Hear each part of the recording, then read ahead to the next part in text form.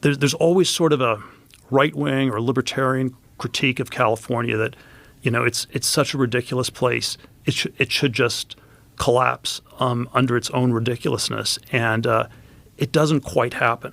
The macroeconomics on it are pretty good. 40 million people, the GDP's around $4 trillion. It's about the same as Germany with 80 million or Japan with 125 million. Japan has 3 times the population of California. Same GDP means 1/3 the per capita GDP. So there's some level on which, California as a whole is working, even though it doesn't work from a governance point of view, it doesn't work for a lot of the people who live there. And the rough model I have for how to think of California is that it's kind of like Saudi Arabia. And you have a crazy religion, wokeism in California, Wahhabism in Saudi Arabia. Not that many people believe it, but it distorts everything.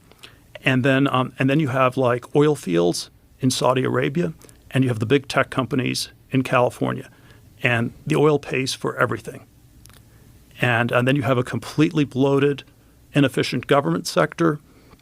And you have sort of all sorts of distortions in the real estate market, where people also make lots of money. And sort of the government and real estate are ways you redistribute the oil wealth or the big tech money in California. And it's not the way you might want to design a system from scratch, but it's pretty stable. People have been saying Saudi Arabia is ridiculous.